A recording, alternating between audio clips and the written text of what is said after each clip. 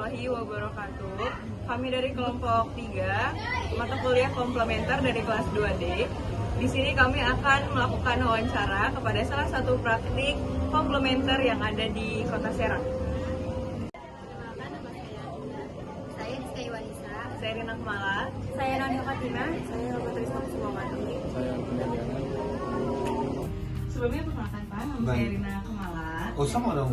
Oh iya, namanya Rina Rina juga. Utopia. Oke, nama saya Rina, boleh saya. dipanggil Rina. Ini Noni, ini Diska, dan ini Adinda, serta ini Hama. Hai semuanya. Oke, halo, dengan Bapak siapa? Bapak Herman. Bapak Herman. Baik Bapak Herman, mungkin kita akan melakukan wawancara, sedikit wawancara Baik. terkait akupuntur. Oke. Oke Pak. Mungkin nggak banyak Pak ya, singkat saja. Baik. Semoga bisa memberikan pengalaman kepada teman-teman yang menonton ataupun yang ada di sini. Mungkin Bapak boleh dijelaskan apa yang membuat Bapak tertarik dengan akupuntur? Oh ya. Oke, silakan.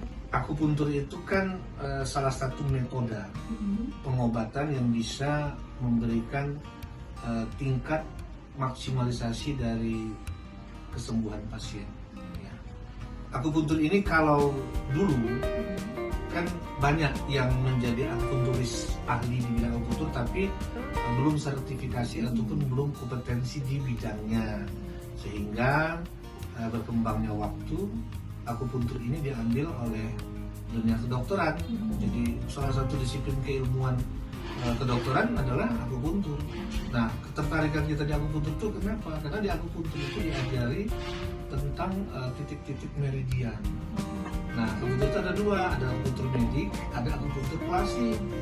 Kalau klasik itu yang berasal dari Cina, ya biasanya belajar di Cina, Beijing, yang Sinsi kuasai ya. Pernah dengar nama Sinsi kan? Nah, mereka itu menguasai teknik akupuntur klasik. Nah, di situ bermain titik meridian itu keseimbangan antara unsur yin dan yang. Nah, apa itu yin dan yang? Nah, disinilah yang harus adik-adik pelajari nanti ke depan, ilmu komplementer atau akupuntur lebih lanjut. Oke. Lalu yang kedua, bagaimana Bapak bisa menjelaskan manfaat akupuntur kepada pasien-pasien yang mungkin masih takut nih sama pengobatan akupuntur? Gimana cara Bapak menjelaskan? Ya, kita tinggal sampaikan kepada beliau bahwa mereka datang kan dengan keluhan penyakit ya.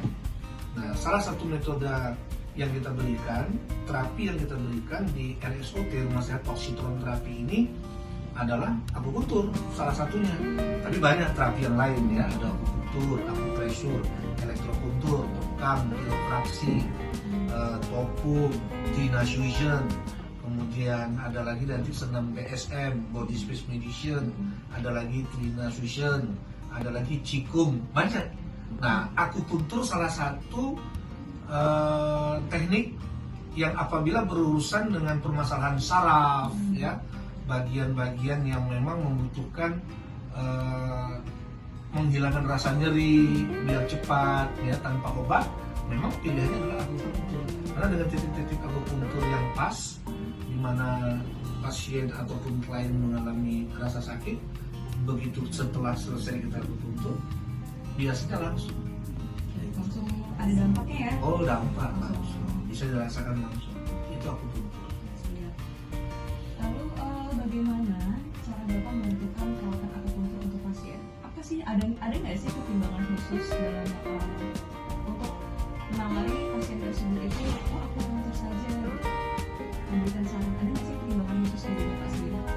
Pertimbangan penentuan bahwa pasien ini atau klien ini harus diakupuntur adalah diagnosa. Nah, diagnosa yang kita tentukan di sini karena kita ini adalah TCM, basicnya ya, traditional Chinese medicine, kita pakai diagnosa lidah. Nah, jadi dengan lidah kita bisa diagnosa. Dari lidah itu kita bisa menentukan apakah dia sedang mengalami sindrom bagian organ yang mana, sindromnya. Nah, disitulah penentuan akupuntur. Dan titik-titiknya di situ kita tentukan. Berarti dari lidah saja sudah Dari lidah sudah bisa kita tentukan. Karena lidah akan menggambarkan body semua, iya. sangat menarik sekali ya Pak ya. Saya juga jujur baru tahu tuh kalau misalnya bisa melihat dari cara lidah. Oh iya, Iya. diagnosa kita lidah. ada cara lain nggak Pak? Kita pakai namanya QMR, Quantum Resonancy Magnetic Analyzer. Jadi ini mirip seperti kerjanya scan atau MRI juga, tapi dia portable. Dengan hitungan hanya 1 menit, dia bisa membaca potensi penyakit 390, mulai dari ujung rambut sampai ujung kaki, seluruh organ. Nah ini yang sering dipakai oleh para dokter-dokter holistik, terutama yang sedang viral saya, Dr. Cahyono, ya, Dr. Cahyono, Agus Rahmadi, ya itu mereka diagnosa pasien. Alat bantu yang kita pakai adalah seperti yang ada lihat di sini, saya pakai QMRA, jadi Quantum Resonancy Magnetic Analyzer. Plus di sini ada mikroskop LBA namanya, Left Blood Analysis. Jadi setetes darah membuka 1000 jendela penyakit pada manusia. Mungkin boleh dilihat dulu Pak. Oke, ini alatnya. Jadi kualitas itu seperti ini. Jadi ini alatnya. Nah, menggunakan alat ini kita sambungkan ke laptop, maka di sini akan terbaca. Nah, salah satu bentuk tampilan salah satu pasien kita, nih Mulyadi, kita tinggal lihat. Kita buka laporannya. Nah, di sini banyak ya. Yang ingin mencoba holistik, komplementer. Sangat menarik sekali ya komplementernya ternyata. Ya. Lalu bagaimana sih cara Bapak mengikuti perkembangan dalam bidang akupuntur dan pengobatan alternatif? Kita punya asosiasi yang selalu update. Perlindungan asosiasi kita kalau di pengobatan tradisional herbalnya namanya ASPETRI. Ya, Asosiasi Pengobat Ramuan Tradisional Indonesia. Itu resmi dari Kemenkes.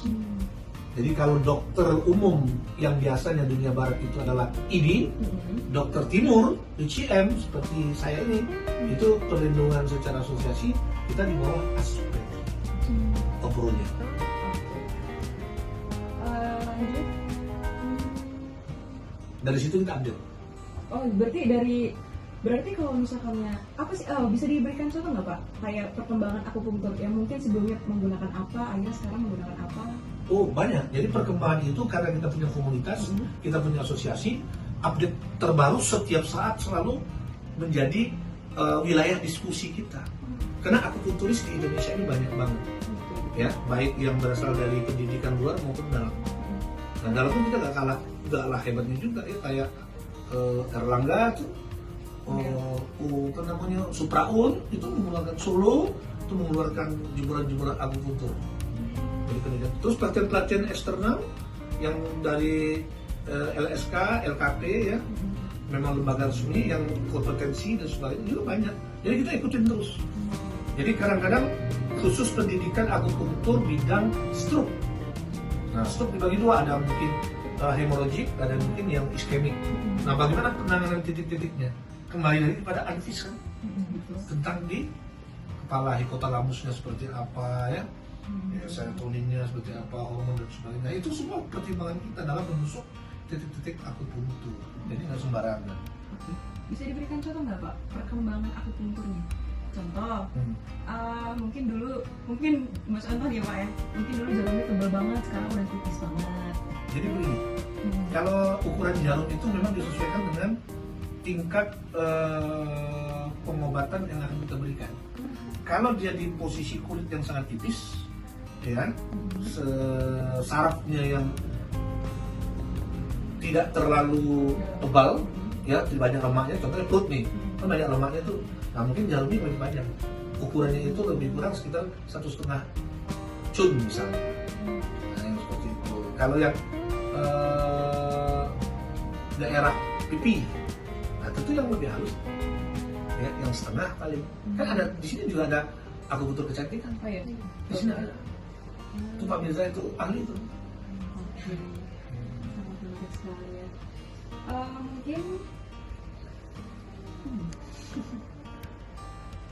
Mungkin terakhir Bapak, boleh diberikan pesan-pesan bagi masyarakat yang masih takut akan akupuntur atau masih tabu gitu Pak? Oke. Edukasi yang akan kami berikan the next ya, insya Allah kita akan melakukan baksos sesering mungkin.